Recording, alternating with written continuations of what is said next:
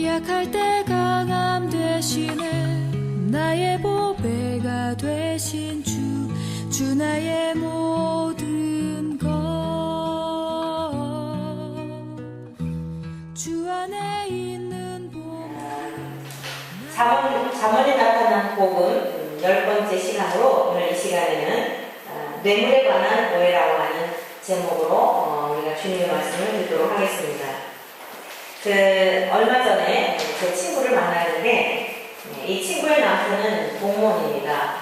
고위직에 이렇게 봉사하고 계신 그런 공무원이신데 그 친구하고 이러저러한 이야기를 하던 중에 그 친구가 저에게 남편의 이제 직업과 관련해서 많이 좀 이렇게 혼란스러웠던 부분, 그러니까 그리스도인으로서 성경에서 말씀하고 있는 것과 또 실제 삶의 현장 속에서 그 성경이 말씀하는 것을 어떻게 적용을 해야 할지에 대한 좀 혼란스러운 부분들에 대해서 이야기를 하는 그런 계기가 있었는데요.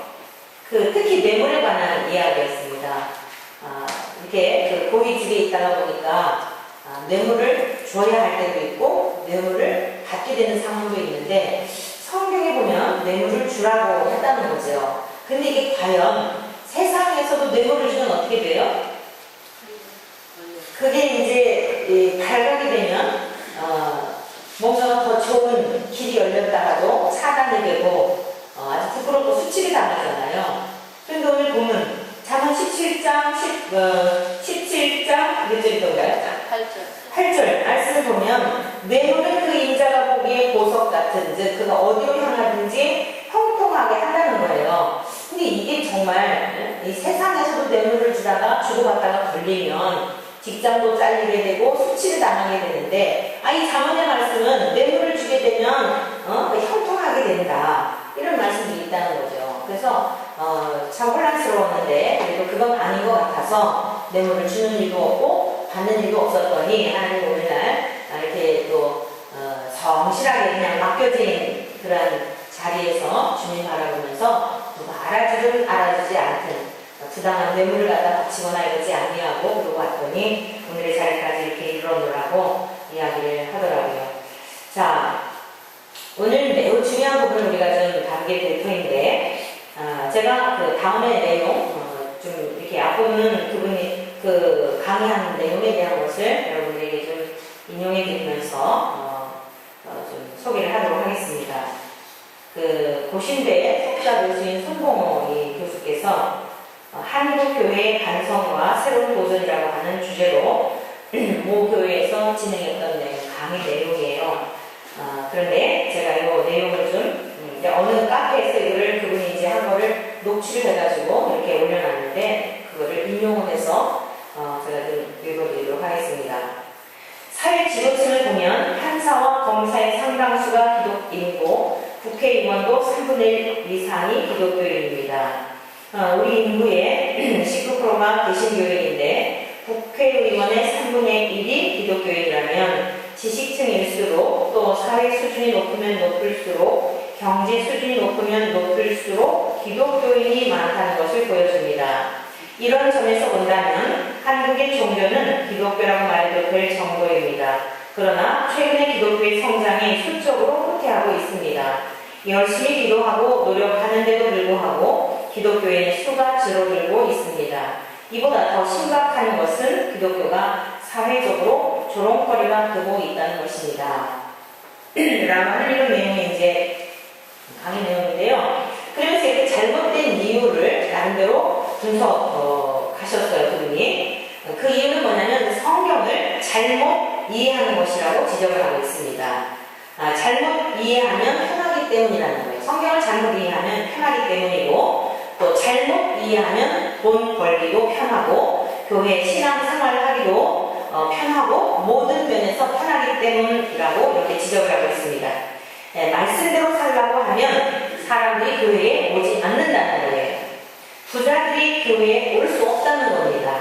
한국의 상황에서 돈과 권력을 가진 사람들이 과거에 부정을 저지르지 않고 돈 벌기가 힘들었기 때문인데 돈을 뿌리지 않으면 정치 지도자가 되기도 힘들었고 온갖 부정을 저질러야만 돈을 벌 수 있었다는 거죠.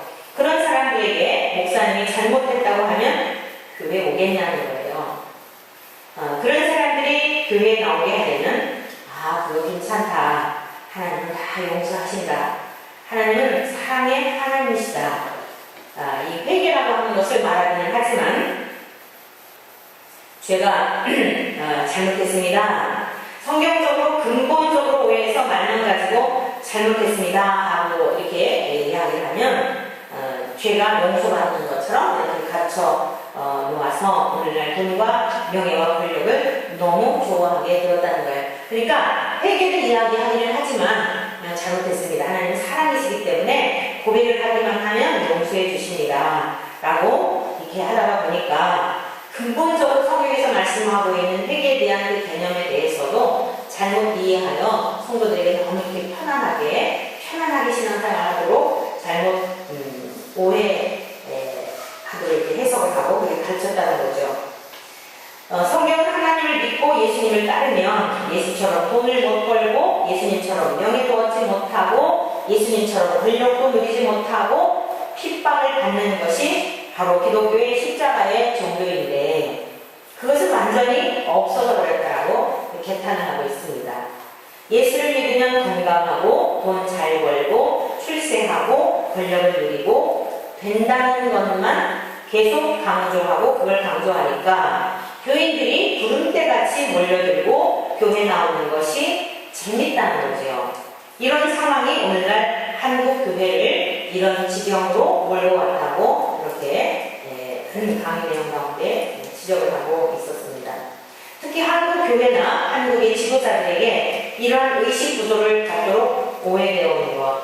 이건 이제 제 입장이에요. 성경을 저도 굉장히 이 잠언 말씀을 지금 묵상하고 또 연구하면서 가장 은혜를 받는 사람은 저 자신이라고 여러분에게 누차 말씀드렸죠. 얼마나 우리가 이 잠언을 가볍게 다루었는가. 잠언에 나타나 있는 그 진짜의 의도를 알지 못하고 그냥 성경에 대한 경외심이 없는 사람, 교회 처음 나온 사람에게도 잠언 읽어보세요. 삶에 많은 유익을 줘요 라고 하는 전혀 하나님에 대한 경외심도 없고 회개한 일도 없고 그런데도 불구하고 하나의 무슨 이 세상 살아가면서 처세술을 배우는 그런 교과서로 이렇게 치부해버렸던 것이 이 잠언 내용의 말씀이 아닌가 싶어요. 그리고 특별히 이 지금 뇌물에 관한 것.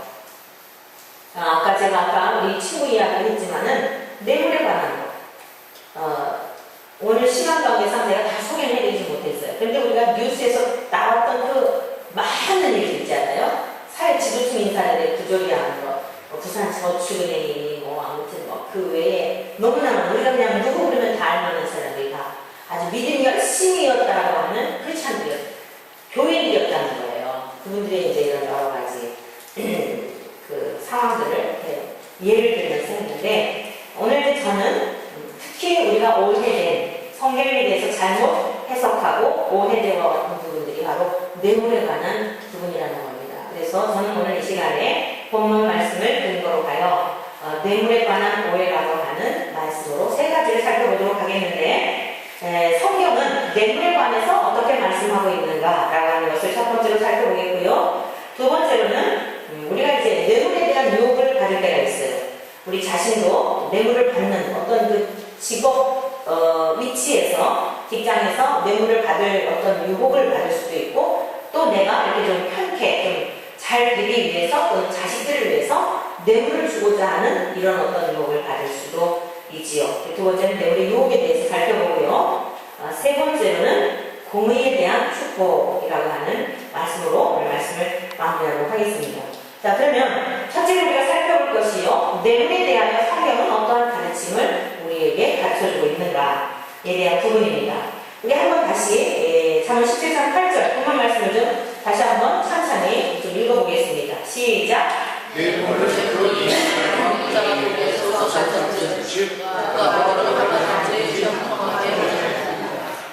아멘.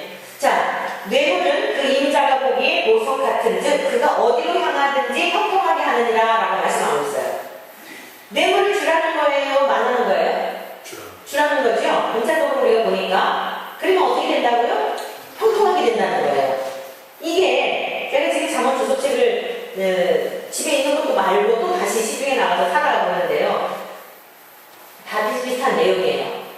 정말 이게 그럴까라고 하는 제 의문에 대하여 풀어주기보다는 뭐 그냥 지금까지 그냥 해석되어 왔던 방법들이기 때문에 굉장히 주님 앞에 고민을 하는 도대체 무슨 의미예요? 이걸 통해서 뭘 말씀하시려는 거예요? 하고 씨름을 해요. 주님에게. 좀 가르쳐주세요. 성경을 통해서 가르쳐주세요. 라고 하면서 저 나름대로 이 말씀들을 이제 깨닫게 되어지는 거예요. 그러니까 제 개인적인 시견이 아니고 소견이 아니고 성경을 통해서. 성경은 항상 전체를 보아야 한다고 말씀을 드렸습니다. 그래서 전체를 통해서 이제 그 해석해주고 있는 내용의 말씀들인데요.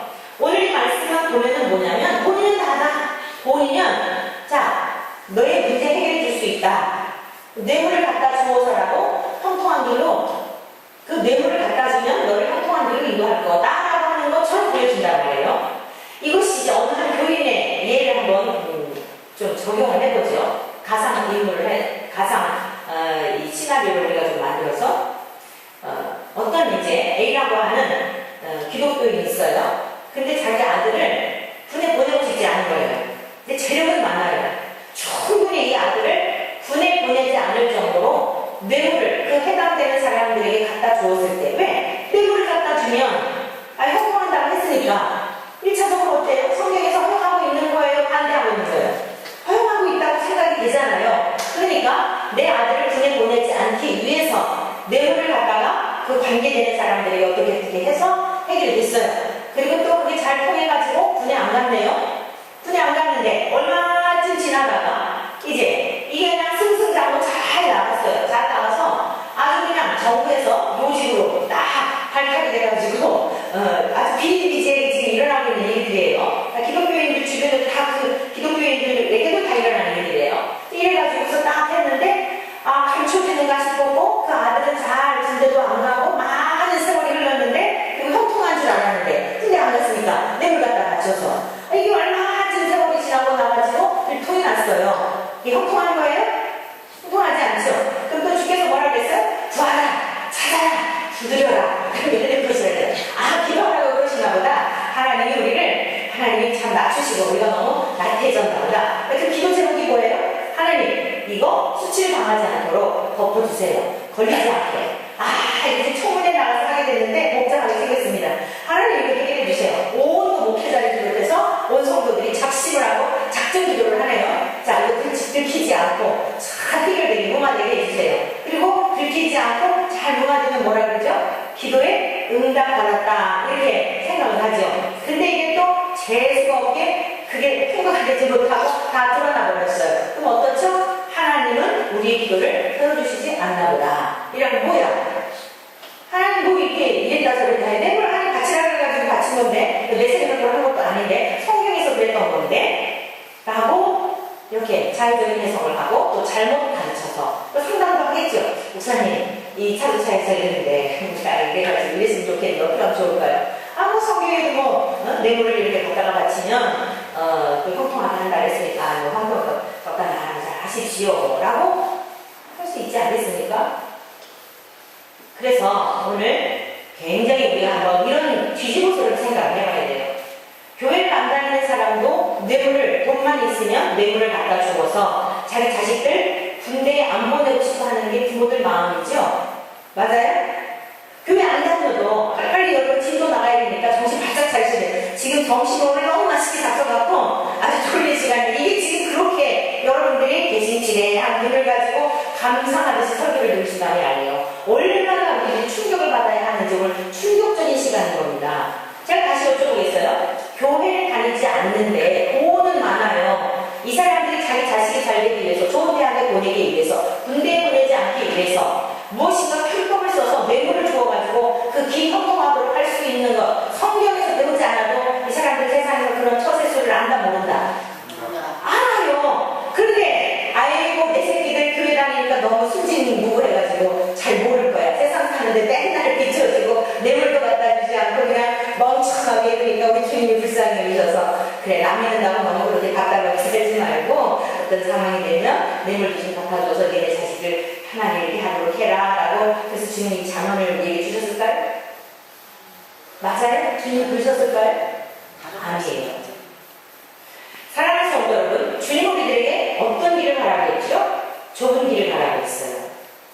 뇌물을 갖다 주어서 형통할 것처럼 생각하는 건 넓은 길이에요. 그러면 오늘 말씀 도대체 무슨 말씀입니까? 이걸 해석을 해야 되겠죠. 자, 여기 오늘 보니까요. 뇌물은 그 인자가 보기에 있어요.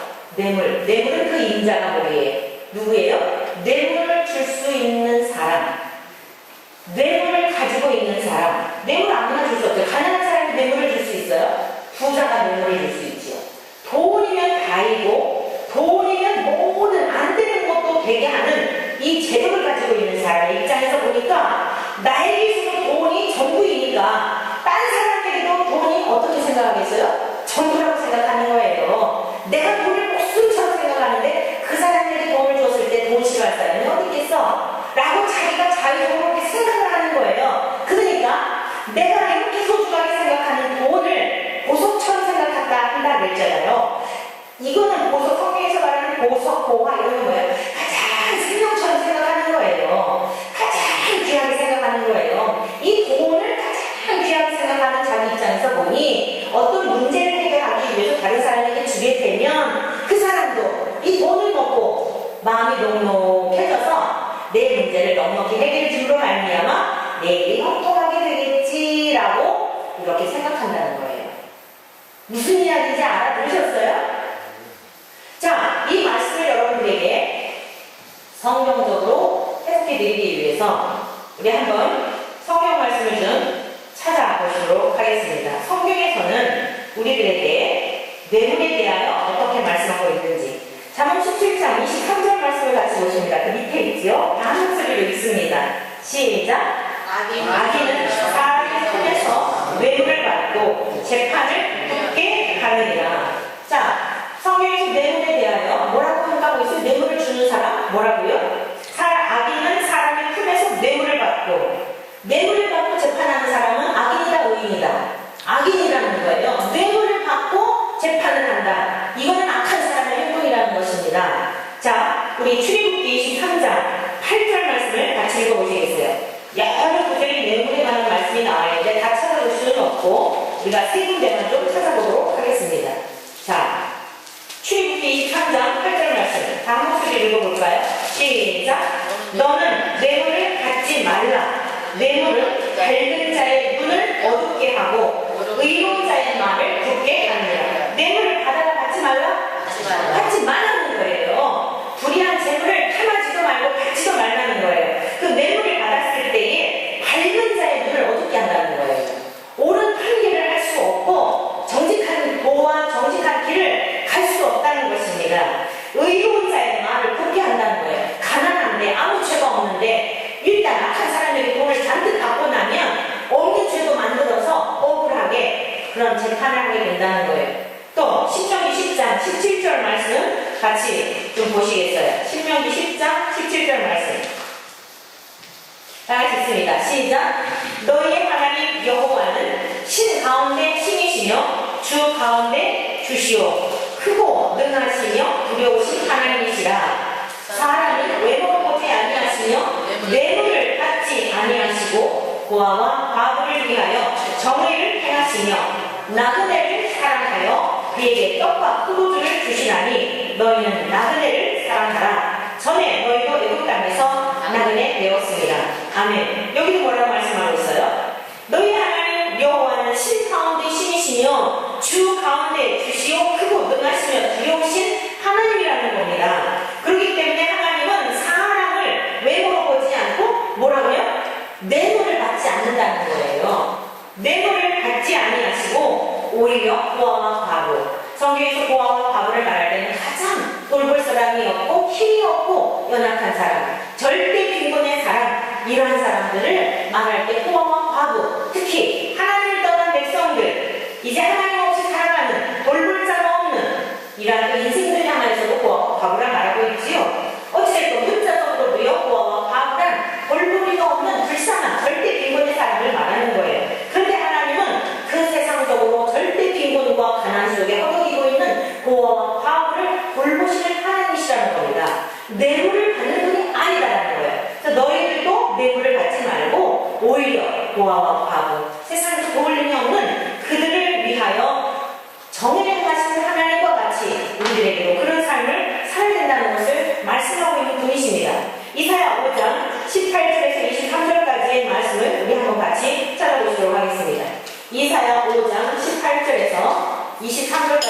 하나님의 말씀입니다.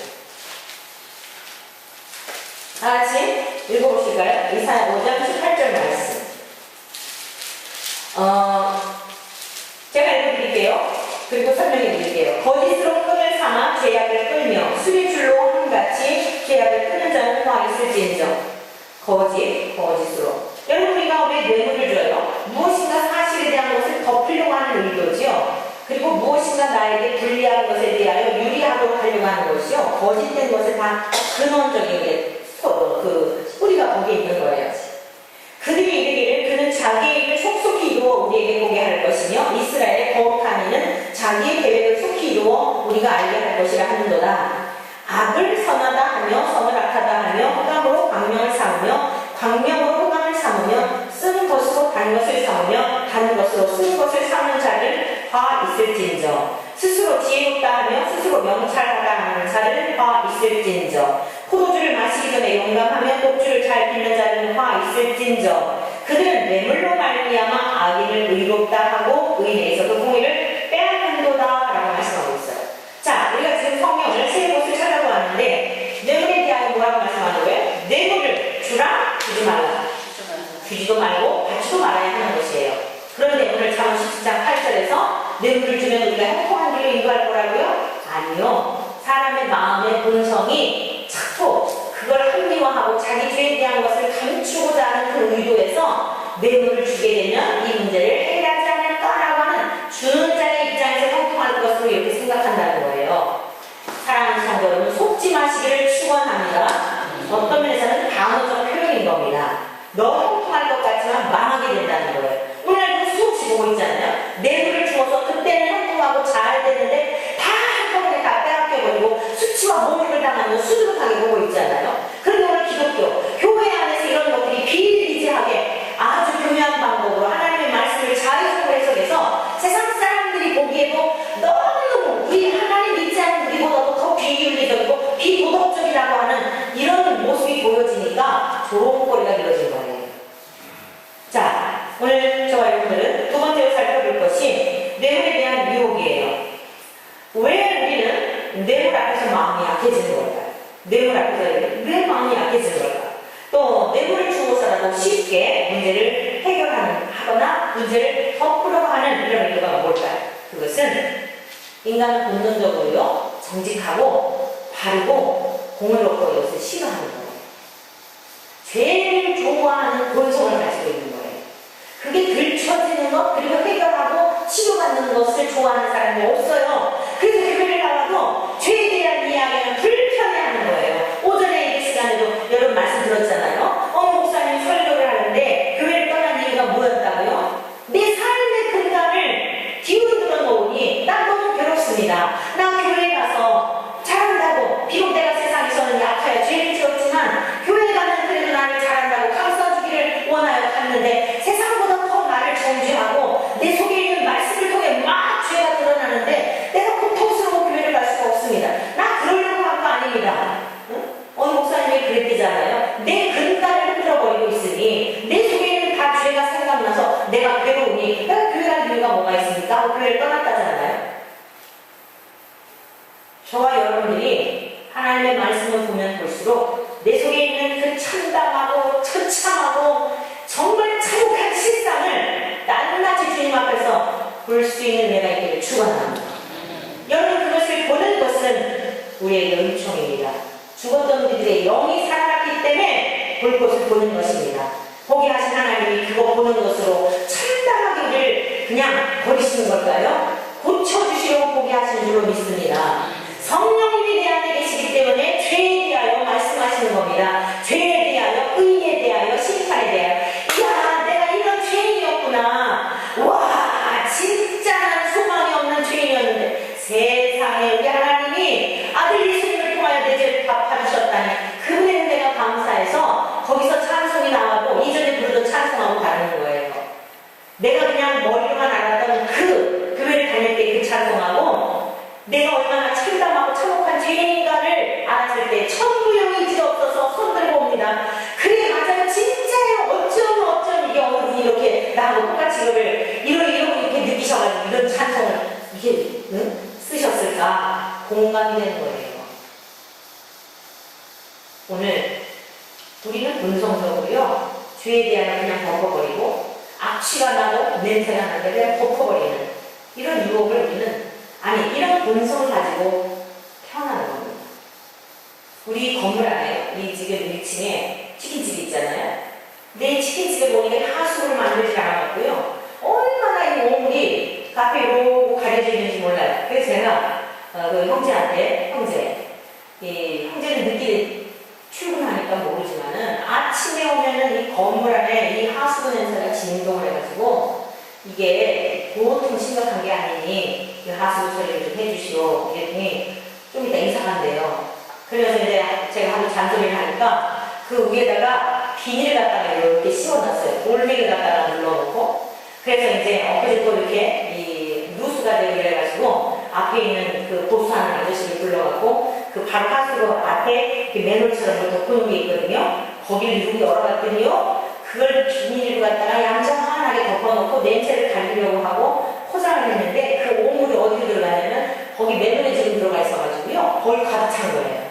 가득 차가지고 지금 장마철이 되면 어떻게 될지 몰라요. 다시 불러서 얘기해야 되겠어요. 여러분, 그걸 그렇게 우리 속에 있는 악취가 나는 걸 갖다가 뇌물을 주어서 슬쩍 덮었다 그래가지고 악취가 안 날까요? 어디론가 누수가 돼가지고 다 삐져나오게 돼 있는 것이에요.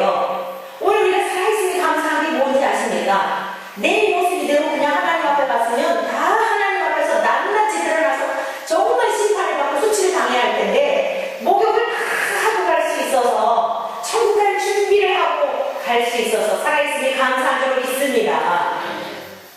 우리들의 모든 더러운 것들을 낱낱이 주님 앞에 다 입을 짓고 하면서 그리스도의 보혈이 얼마나 감사한지, 여러분 그 은혜 속에 그러니까 하루하루 살아가는 게 신명날 수밖에 없는 거예요. 내가 무엇이길래 하나님 나를 이렇게 사랑해 주셨을까?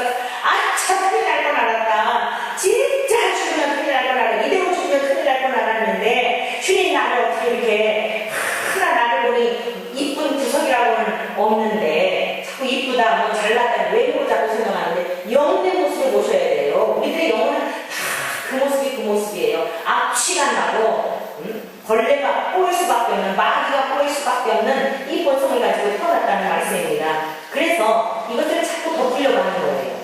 어떤 상황과 위기 속에서 덮으려고 하는 거예요. 그런데 우리 하나님께서는 말씀하셨어요. 사무엘상 16장 7절에 이렇게 말씀하셨어요. 여호와께서 사무엘에게 이르시되 그의 영혼과 피를 보지 말라. 내가 이미 그를 보려노라. 내가 보는 것은 사람과 같지 아니하니 사람은 외모를 보거니와 나 여호와는 중심을 보느니라. 이렇게 말씀하셨어요. 교만했던 사울왕, 이스라엘의 초대왕이었던 사울왕을 폐위시키고 그 뒤를 이을 자를 간택하는 과정에서 다윗의 왕, 큰 형이었던 엘리압이라고 하는 그 아들이 지나가니까 사무엘 선지자가 볼 때 외모가 너무 번듯하고 잘생겼단 말이에요. 뭔가 이렇게 딱하고 그러면 좀 지도자로서 좋아 보이잖아요. 그러니까 이 사람인가 보다 그랬어요. 아니라는 거예요. 그러면서 하나님께서 사람을 보시는 것은 사람이 사람을 보는 것과 다르다는 거예요. 뭘 본다고요? 사람은 외모를 보지만 하나님은 중심을 보신다, 이렇게 말씀하셨어요. 여기서 중심이라고 하는 것은 히브리어로 레바라고 하는데요. 이것은 뭘 말하냐면 마음을 뜻하는 거예요. 제가 여러분들에게 누차 마음이라고 하는 것은 뭐라고 했어요? 심장, 하트, 한 부분을 말하는 게 아니라 한마디로 말한다면 지적, 감성적, 또 의지적 이 모든 기능을 발휘하는 그런 그 기능을 말하는 거예요. 그러니까 인격의 핵심을 말하는 거예요. 알아듣기 쉽게 한마디로 말한다면 전 존재를 말하는 거예요. 하나님 우리들의 전심으로 하나님 앞에서 어떤 생각을 품고 있는지 우리의 전 존재를 보신다 이겁니다. 한 두 분을 보는 게 아니에요. 우리는 외모를 보고 잘생겼네, 아이고 좋은 지도자감이네, 뭐 언변이 좀 능하네, 아이고 저 사람은 정말 언변이 탁월하네, 좋은 지도자감이네, 뭐 이런 이야기를 하잖아요. 근데 하나님은 그런 거 보시는 분이 아니라는 거예요. 전 존재적으로 전심으로 우리가 어떠한 존재인지에 대한 거기에 관심을 갖는다는 것입니다. 이것이 하나님께서 사람을 보시는 그런 방법이에요. 성경에 보면은요, 뇌물을 가지고 이스라엘 백성들을 저주하려 했다고 저주받은 사람이 나와요. 민수기 22장에 보면 모압왕 발락이 이스라엘 백성들이 모세를 앞세우고 이제 가나안 땅을 향하여 가는 그 여정 가운데 주변에 있는 많은 나라들 다 하나님께서 이스라엘 백성들, 그 연약한 이스라엘 백성들과 함께 하시네 아무리 강력한 사람들도 다 파하게 되는 이런 능력이 우리 하나님 안에 있는 줄로 믿습니다. 그러니까 이스라엘 사람들이 힘이 있는 게 아니고 그들과 함께 하시는 하나님의 권능이 힘이 있었단 말씀이에요. 저와 여러분들의 능력이 있는 게 아니고 우리는 연약한 존재예요. 그러나 주께서 우리와 함께 하시면 이 죄악된 세상을 이기고 험악한 인생길을 늘 이기며 살아가게 될 줄 믿습니다. 그랬더니 무화과 발락이 겁이 났어요. 큰일 났다. 이것도 우리나라가 이 이스라엘 사람들에게 먹혀들겠구나, 죽겠구나. 그래가지고 발람이라고 하는 이 선지자에게 뇌물을 주어서 사신을 보내가지고 이스라엘 백성들을 좀 저주해달라고 부탁해요. 사신이 가서 얘기를 하니까 내가 하나님 앞에 한번 여쭤보겠다. 그랬더니 하나님께서 가지 말라고 해요. 이 백성들은 내가 선택한 백성들로서 하나님께서 이미 창세전부터 복을 주시고 작정하셨다는 거예요. 그게 하나님의 뜻이었어요. 그래갖고 이 발람이요, 그 발락이 보낸 사신들에게 나 갈 수 없다 그래요. 그랬더니 이 발락이요, 더 많은 사신과 공안들을 보내고 더 많은 뇌물을 보내가지고 이 발람에게 저주하도록 해요. 그러니까 하나님께서는요, 또 물어봐요. 발람이, 하나님 이 차도차에 보살가 이렇게 가서 그러라고 하는데 어떡할까요? 그랬더니 하나님이 가라 그래요. 그래가지고서는 진짜 가라 그런 줄 알고 가는 거예요. 여러분, 하나님과 의욕을 잘 해야 돼요. 자, 오늘 잠언 말씀도 잘 해야 되는 거예요. 붙잡고 그랬다 그래가지고 펄펄 그렇게 하게 되면 올무에 매이게 되는 거예요. 이게 무슨 말씀인가? 진의가 무엇인가를 하나님 앞에 기도하면서 우리가 그걸 헤아리도록 해야지. 발람도 마찬가지였어요. 첫 번째 분명히 하나님 가지 마라. 이 백성은 내가 택한 백성으로서 이 복이 근원이 될 그런 하나님의 백성들인데 너 가서 저주하지 말라고 분명히 한번 말씀하신 거예요. 그런데 발람이 가고 싶으니까 뇌물을 먹고 나니 어때요? 그 좋아 보이잖아요. 막 그냥 자기를 높여주겠다 그러고 존귀케 하겠다 그러니까 발람이 그런 걸 제시하니까 두 번째 하나님 앞에 여쭤더니 그래 가라 안 되셨다니까요. 그래서 이제 가는 거예요. 나귀를 타고 가는데 이게 얼마나 좀 하다가요. 이 나귀가요, 잘 아시죠? 이게 그냥 막 때를 쓰고 벽에 가다가 발이 막 비비고 이러니까 발람이요, 발람 선지자가 막 때려요, 나귀를. 그랬더니 하나님께서 나귀의 눈을 여시고 입을 여셔가지고 내가 언제 이런 일이 있었으니까 그래서는 지금 하나님의 사자가 가는 앞길을 막아서 이러는 건데 당신을 지금 죽이려고 해서 그러는 것인데 이러고서 하나님께서 나귀를 통해가지고 그 가는 폐역한 길에 대하여 책망하시잖아요. 여러분, 이 발람이요, 뇌물을 받고 그렇게 가지 말라고 했는데도 불구하고 결국에는 가요. 결국에는 가가지고 그리고서는 하나님은 이렇게 예수를 통하여 앞으로 이스라엘 백성들에게 행하신 일들에 대한 것을 하게 되죠. 그런데 성경의 역사는 어떻게 그를 평가하고 있냐면 유다서에도 나와 있고요, 베드로후서에도 나와 있고 요한계시록에도 나와 있고요. 뇌물을 받고 싹쓸 받고 자기만 멸망에 이르는 게 아니라 이스라엘 백성들까지도 멸망에 이르게 한 그러한 대명사로 나오고 있는 것을 볼 수 있어요. 여러분, 뇌물이 사람의 눈을 어둡게 해가지고요, 자기만 망한 게 아니라 자기의 길을 따르게 한 사람까지도 망하게 한 거예요. 다음 주 시간에는요, 음녀에 대한 유혹이라는 제목으로 우리가 말씀을 드리려고 해요. 음녀, 그러면 참기들만 생각하죠. 그러니까 우리들이 얼마나 자기에 빠져있는지 몰라요. 아이고, 나는 내 아내만 바라보며 사는 그 여성들, 아이고, 나는 내 남편만 바라보며 사는 그게 과연 성경이 그걸 말하는 것일까? 다음은 11번째 시간으로 음녀에 대한 유혹을 우리가 보게 될 텐데요. 우리들은 충격을 받아야 돼요. 우리들이 신앙에 대해서 충격을 받고 얼마나 무지몽매한 우리들이 지금 신앙생활을 했는지 저 자신을 비롯해서 여러분들도 그러해야 해요. 발람이요, 다른 사람들을 음행하게 해가지고 다른 이스라엘 백성들까지도 저주에 이르게 한 이 엄청난 사실을 성경은 증언하고 있는 것입니다. 사랑하는 성도 여러분, 저와 여러분들은요, 정말 두렵고 떨리고 구원을 이루게 되기를 축복합니다. 대충 믿을 일이 아니고요, 성경을 대충 경외심을 갖지 않냐고 보고 그걸 해석하고 할 일이 아니라는 말씀입니다. 얼마나 엄청난 결과를 가져오게 되는지 몰라요. 오늘 우리가 두 번째로 살펴보았던 이 말씀을 통하여 우리는 왜 뇌물에 대한 유혹을 받는다고요? 죄에 대한 본성을 가지고 있기 때문에 그것을 들추어내고 그것에 대한 싹쓸 지불하고 대가를 지불하려고 하는 것보다는 대가를 지불하지 않고 편하게 가려고 덮어버리려고 하는, 마치 우리 지금 이 건물 요 1층에 공허와 같이 아주 더러고 확실한 것이 가득 쌓여있는데 뭐라고 하니까 와가지고 그것을 그냥 비닐로 덮어놨지만 여러분들 속에 있는 은밀한 죄를 그냥 덮어놨다고, 겉에 화장한다고, 멋지게 입었다고, 여러분 그게 다 없어질까요? 다 드러내서 다 퍼서 무엇인가 배설물을 만들어 놔야 정상이 되지 않겠습니까? 오늘 저와 여러분들이 뇌물을 주고자 하는 것, 뇌물을 받고자 하는 것은 내 스스로 생각할 때 내 관점에서 편하게 가려고 하는 이런 마음, 저변에는 죄의 본성이 도사리고 있는 것을 기억하심으로 말미암아 답답해 보일지라도 미련해 보이고 참 쑥내처럼 사람들이 여기는 것 같아서 자존심 상할지라도 하나님이 말씀하셨으면 말씀하신 대로 사는 저와 여러분들 되시기를 축원합니다. 자, 그래서 우리가 이제 세 번째 살펴볼 것은 공의에 대한 축복입니다. 사랑하는 성도 여러분, 공의라고 하는 것, 하나님의 정직한 길을 사는 것은 축복인 것을 믿으십니까? 공의는요, 복이에요. 만약에 이 불의한 세상에서 하나님이 사랑만 하신다고 해가지고 더러운 것들을 다 그랬다면 여러분 그게 사랑일 수 있을까요? 하나님은 사랑이시며 동시에 공의로우신 분이십니다. 반드시 사람이 무엇을 심었든지 심은 것에 대하여 하나님께서는 거두게 하신다는 사실을 여러분 명심하시기를 축원합니다. 우리가 공의를 싫어하게 되면요 심판을 피할 수 없다는 말씀입니다. 잠언 10장 2절에 이렇게 말씀하고 있어요. 불의의 재물은 무익하여도 공의는 죽음에서 건지느니라. 자, 한번 다 같이 따라해 주실까요? 불의의 재물은 무익하여도, 시작! 불의의 재물은 무익하여도 공의는 죽음에서 건지느니라. 한번 쫙 읽어보세요. 시작! 불의의 재물은 무익하여도 공의는 죽음에서 건지느니라. 믿습니까? 불의의 재물은 무익하다는 거예요. 불의의 재물을 가지고 임시방편으로 어떻게 해결하려 보려고 했지만 결국 그것은 죽음의 길이요 사망의 길이에요. 그런데 공의는 죽음에서 건진다는 거예요. 이 말씀에 대한 것이 바로 로마서 8장 3절 이하에 있는 말씀으로 여러분들에게 하나님의 말씀을 들려드리고 싶습니다. 로마서 8장 3절을 보면은요, 율법이 육신으로 말미암아 연약하여 할 수 없는 그것을 하나님은 하시나니라고 말씀하고 있어요.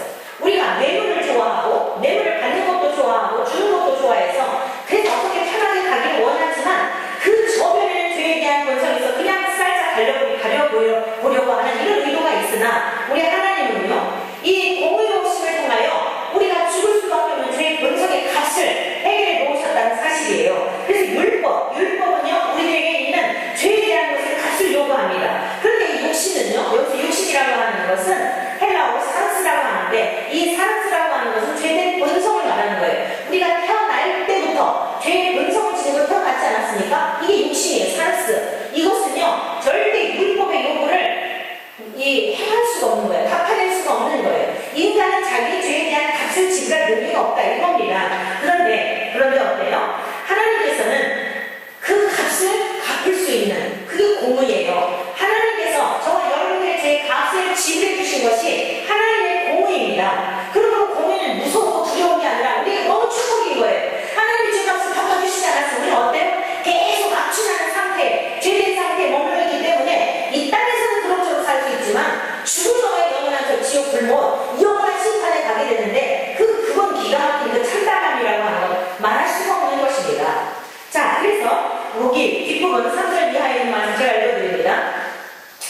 율법이 육신을 말미암아 연약하게 할 수 있는 그것을 하나님 하시나니 곧 죄로 말미암아 자기 아들을 죄 있는 육신의 모양으로 보내어 육신의 죄를 정하사 이렇게 말씀하고 있어요.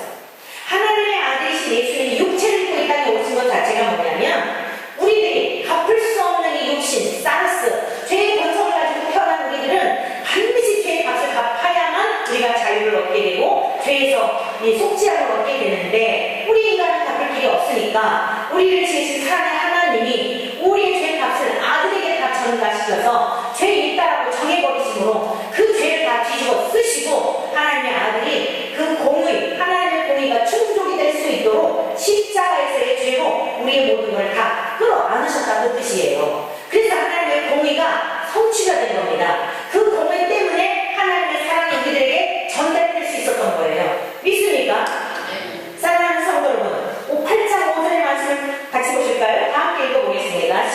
4절부터 읽어볼게요. 시작! 육신을 따르지 않고 그 영을 따라 행하는 우리에게 율법의 요구가 이루어지게 하려 하시니라. 아멘. 이제 그 다음에 5절. 육신을 따르는 자는 육신의 일을, 영을 따르는 자는 영의 일을 생각하나니. 그 다음에 6절. 육신의 생각은 사망이요 영의 생각은 생명. 아멘. 우리 사르스, 육신의 생각은 뭐라고요? 네, 본성적. 태어날 때부터 지니고 태어난 죄된 본성은 뭐냐면 그냥 사망이라는 거예요. 이미 사망의 상태죠. 영이 죽어있는 상태이기 때문에 하나님의 음성을 들어도 못 알아듣고 들려주어도 못 깨닫고 이게 지금 이미 죽은 상태예요. 이 상태로 육신의 죽음을 맞이하게 되면 둘째 사망에 처해진다고 요한계시록에 말씀하고 있는 거예요. 죽음이란 분리예요. 하나님과 영원한 분리예요. 그런데 우리 예수님은 생명, 하나님과 우리와의 관계를 이렇게 연합시켜 주셔서 죽었던 영혼이 우리 안에 살아난 거예요. 그래서 우리가 영이 살아났기 때문에 목말라는 거예요. 뭐에 목말라요? 여러분, 죽은 영혼이 살아나게 되면요, 즉 회개하여 거듭난 사람들은 목마름의 자체가 달라져요. 여러분들이 내가 진짜 거듭났나, 내가 정말 하나님의 백성이고 회개한 사람인가, 여러분의 목마름이 뭔지 한번 스스로 점검해 보세요. 거듭난 하나님의 백성들은 속사람, 우리 안에 거듭난 새로운 피조물은 하나님이 자꾸 목마른 거예요. 하나님 앞에 나가는 시간이 너무 기다려지는 거예요. 뭔지는 모르는데요, 예배 드리는 게 너무 좋은 거예요. 태어난 아기 계속 젖 먹고 자고 이러잖아요. 분량은 있어요. 단계는 있어요. 이 사람이 지금 영적 단계가 신생 아닌가, 아니면 지금 유아기인가, 아니면 지금 초등학생인가, 분량은 있을 수 있는데 요구하는 음식의 내용이 다르다니까요. 과거엔 세상에서 노는 게 좋았어요. 과거엔 세상에 술이 좋았어요. 세상에 술 친구가 좋았어요. 그런데 거기 가도 별 재미가 없어요. 이상하게 거기 옛날에 재밌었는데 똑같은 친구들이고 똑같은 놀이를 하는데 재미가 없어요. 안정감도 없어요. 그런데 하나님 앞에 기도를 드리고 하나님의 말씀을 듣고 하나님께 예배를 드리고 퀴퀴한 내 나는 지하실에 와도 행복하고 무엇인가 나의 영혼을 만족해 하고, 맞습니까? 정말입니까? 복 있는 자들이 있습니다. 영적으로 목마른 거예요. 주님이 목마른 거예요. 기도에 목마른 거예요. 기도를 많이 드린 것 같은데 또 목마른 거예요. 그래서 길을 가다가도 주님 생각하고, 일을 하면서도 주님 생각하고, 24시간 주님과 동행하는 삶으로 점점 생각하는 시간이 길어지게 되고 깊어지게 되는 거예요. 그러니 여러분, 사람 생각하는 것을 발사하게 돼 있잖아요. 그렇게 생각하니까 입에서 뭐가 툭툭 튀어나와요. 입에서 툭툭 튀어나오는 게 뭐예요? 예수님 얘기밖에 나올 게 없어요. 그번에 우리 오라버니 장례식 정말 은혜로웠는데, 마지막 발인 예배 드리면서 우리 오라버니 장모님이 섬겼던 교회 목사님이 이제 발인 예배 전체 예배를 다 진행을 하셨죠. 그런데 시신 기증했던 시신 서약서에 마지막 한 6줄 정도 이렇게 쓸 수 있는 여백이 있었어요. 근데 거기에 저희 오라버니가 친필로 시신을 기증하면서 쓴 그 내용을 이렇게 읽어주시더라고요. 참 감동을 받았어요. 짤막한 글인데, 모든 인생은 인생이 허무하고 이 무상한 이런 삶인 것이 인간의 삶이다. 언제라도 하나님이 우리 오라 하시면 우리를 부르시는 어느 누구도 거부할 수가 없어. 우리는 가야만 하는데 이 땅에서 우리가 사는 동안 참으로 멋지고 아름답게 이웃과 더불어 나누며 살았으면 좋겠다. 내 이 늙은 육신 뭐 얼마나 그렇게 도움이 될까 싶은데, 우리 해부학하는 의과대학 학생들이 내 이 육신을 통하여 내가 이 기증함으로 인해서 장기가 필요한 사람들에게 나눴으면 좋겠고, 그리고 우리 해부하는 우리 학생들, 의과대학 학생들도 정말 사회에 공헌을 하고 뭔가 많은 사람들에게 도움이 되며 나누어주며 살아가는 그런 학생들이 되기를 간절히 소망한다. 그리고 마지막에 예수 믿으세요. 땀불 다 이렇게 하셔가지고 예수 믿으세요. 이 마지막 오라버니의 유언과 같은 내용의 말씀이었어요.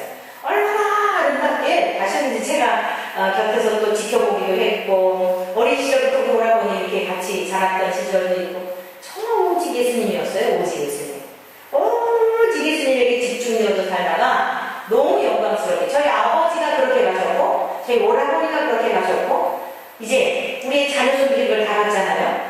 우리가 이렇게 귀한 믿음의 가운데 자녀손들이구나. 신앙생활 나 이제 뭐 이렇게 편안하게 살다 보니까 우리 하나님도 자녀들 다 세상적으로 좋은 환경으로 인도해 주셨어요. 하나님께서 그들의 삶에도 우리 오라버니가 싫은 것보다도 훨씬 정말 100배 이상으로 자녀들의 삶을 다 존귀케 하셔가지고 그랬는데, 우리 조카들이 다 그런 얘기를 하는 거예요. 정말 이제 우리가 이렇게 귀한 믿음의 가문에 자손이 되었다는 것을 자랑스럽게 여기면서 아버지의 뒤를 이어서 믿음 생활 더욱 잘하겠습니다. 부모님 고마웠습니다. 그러면서 이제 문자를 보냈더라고요. 사랑하는 성도 여러분요, 나그네 인생 길입니다. 이제 우리도 곧 뒤따라가야 되는 거예요. 제가 추모시를 이렇게 낭송을 하면서 그 발인 예배 때 추모시를 낭송하면서 내 첫 글자에 그렇게 고백을 했지요. 모든 인생의 그 수고의 짐을 다 마치고 천국 비자가 발급이 되어 우리 주님 품에 안식하신 오라버니 진심으로 축하드립니다. 저와 여러분들 비자가 발급이 되면요, 가야 되는 거예요. 오늘 밤에 같이 가야 되는 겁니다. 가기 싫다고 떼써도 가야 되는 거고요. 빨리 가고 싶다고 해도 아직 아니 너 할 일 있으면 아직 오면 안 돼라고 하면 갈 수 없는 거예요. 이것이 우리가 이 땅에 살아가는 삶의 이유예요. 하나님의 나라를 위해서 먹든지 마시든지 무엇이라든지 주님을 위해서 살아가는 이유, 그것 때문에 저와 여러분들을 하나님 이 땅에 보내셨다는 사실입니다. 저와 여러분들을 세상 가운데 파송하셨다는 사실이에요. 이 사실을 한시도 잊지 마시기를 축원합니다. 그래서 우리 육신, 사르스라고 하는 것은 자꾸 죄된 본성은 죄하고 자꾸 우리를 유인하고요. 그냥 근본적인 걸 드러내기보다는 다 덮어서 그냥 임시만큼 누리고 살기를 원하지만 하나님 우리들의 모든 죄를, 육신의 죄를 예수님에게 다 정하셔가지고 죄 있는 그런 모습으로 주님에게 모든 것을 다 뒤집어 씌우셔서 하나님의 공의를 예수님을 통하여 다 충족시키셨다는 거예요. 그리고 우리를 향하신 사랑이 예수님의 사랑, 십자가를 통하여 나타나셨다는 거예요. 그래서 저와 여러분들은 죽었던 육신, 자, 우리가 육신을 살아있지만 죽었던 영이 살아나서 영의 생각은 뭐라고요? 영의 생각은 생명과 평안입니다. 그러니까 환경이 힘들어도 육체의 질병 가운데도 죽음이 언제 올지 모르는데도 아니 죽음 앞에서도 찬송하면서 기뻐하면서 죽었던 영이 살아났기 때문에 이미 부활 생명이 있기 때문에 생명과 평안을 누리면서 찬송 가운데 주님의 나라에 갈 수 있는 줄로 믿습니다. 오늘 현재적 삶에서도 마찬가지예요. 환경을 바라보면 캄캄하고 상황을 바라보면 답답하고 한숨을 들이쉬고 낼 수밖에 없는 일들이 있어요. 집집마다 다. 겉으로 볼 때는 평안한 것 같아도 이 사람은 이 문제는 해결이 되는데 이 문제가 아주 가슴을 졸이게 하며 정말 한숨을 들이쉬며 내실 만한 일들이 있습니다. 그렇지만 어때요? 그 육신의 생각, 땅의 것만 바라보면은 정말 우리를 답답하게 하지만 이미 영이 살아나서 부유하신 하나님의 자녀의 그 백성으로서의 권세를 드리며 살아가게 되니까 생명이, 평안이 내 안에서 흘러넘쳐서 그 환경보다도 환경을 뒤엎는 하나님의 은혜가 충만하여 이것이 세상을 이기는 줄로 믿습니다. 네, 그래서 오늘 사랑하는 성도 여러분들이요, 오늘 저와 여러분들 공의와 진실과 인애, 정직 이 모든 것은 하나님의 성품입니다. 하나님은 정직하신 분이세요. 두루뭉술하게 그냥 건너뛰고 그냥 이런 분이 아니에요. 더러운 것 있으면서 덮어 씌우는 이런 분이 아닙니다. 다 치워내시고 예수님의 보혈로 깨끗하게 우리들의 더러운 피를 예수의 피로 완전히 닦아주셔서 거룩한 하나님의 자녀가 되어 저 천국으로 인도하여 주시는 분인 줄로 믿습니다. 그러니 우리가 이 정직하신 하나님, 공의로우신 하나님, 이 하나님의 자녀가 되었으니 우리가 어떻게 살아야 되겠어요? 세상에서 과거에 살았던 방법으로 두루뭉술하게 내가 좀 편하게 살겠다고 어떻게 해보겠다고 눈 가리고 뇌물을 통하여 사람의 마음을 얻어서 내 사람으로 만들어가지고 이렇게 죄 짓는 일을 하며 살아가겠습니까? 그렇다면 우리가 세상에서 사람들에게 이렇게 멸시를 당하며 우리들이 잠시 잠깐 한 눈치도 감은 것 때문에 언젠가는 드러나게 되는 이 수치를 당할 수밖에 없는 것입니다. 저와 여러분들은 과거에 우리가 마귀의 종이었다면 이제는 하나님의 자녀가 되었다는 사실을 기억하시면서 하나님 아버지 나라의 그 교훈과 방법대로 살아가시기를 축원합니다. 하나님 아버지 나라의 그 품격 있는 백성으로서의 거룩한 삶을 살아가시기를 축원합니다. 우리 하나님은 하나님의 백성이 죄에 대하여 정면을 파하셨습니다. 레위기 17장 11절에 이렇게 말씀하셨어요. 육체의 생명은 피에 있습니다. 내가 이 피를 너에게 주어 제단에 뿌려 너희의 생명을 위하여 속죄하게 하였나니 생명이 피에 있으므로 피가 죄를 속하느니라. 이렇게 사람의 생명이 피에 있으므로 말미암아 피가 죄를 속한다고 말씀하셨고 예수님의 피를 우리들의 더러운 피로 다 닦아주셔서 예수님이 저와 여러분들을 우리를 끌어안으신 그 은혜로 말미암아 정결하게 죄 없다라고 의로운 하나님의 백성 삼아주신 줄로 믿습니다. 그러므로 이제 우리가 살아가는 인생길에 편법을 쓰지 말고 세상 사람들이 살아가는 방법대로 따라가지 말고 또 성경을